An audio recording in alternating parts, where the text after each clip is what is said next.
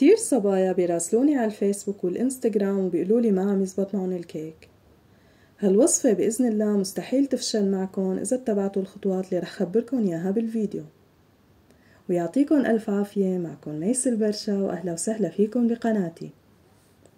اليوم رح نحضر أطيب وأسهل وصفة كيك بمكونات سهلة وبسيطة وموجودة بكل بيت. ومثل العادة بنبدأ بسم الله. أول وأهم خطوة منسخن الفرن قبل ما نبدأ بالشغل.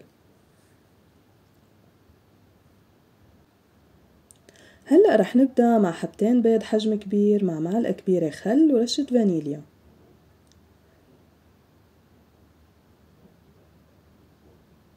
رح نخفقهم بشكل تدريجي مع كوب و3/4 سكر، ومنستمر بالخفق لحتى يتحول المزيج للون الفاتح.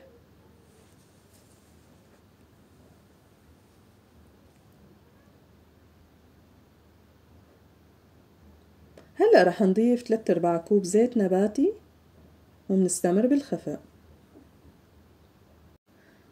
وهلأ رح نضيف كوب وربع حليب دافي ومنكمل خفق على سرعة متوسطة.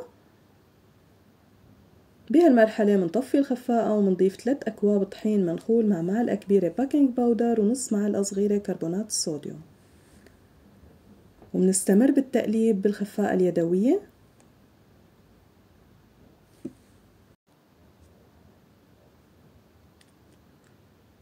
هون آخر مرحلة ضفت برش برتقال بيعطي نكهة طيبة للكيك.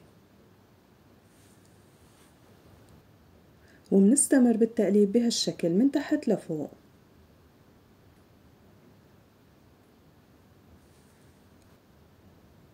هلأ مندهن القالب بطبقة من الزيت والطحين وبعدها منصب المزيج.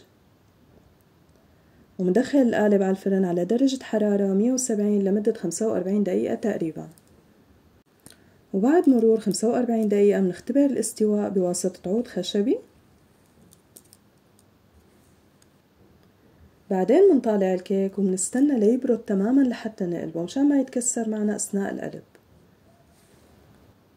وهيك بتكون خلصت وصفتنا لليوم، وإن شاء الله تكون عجبتكم. اكتبولي بالتعليقات شو بتحبوا تكون الوصفة الجاية. بتمنى إذا عجبكم الفيديو تدعموني بلايك وشير وسبسكرايب وتصبحوا على ألف خير.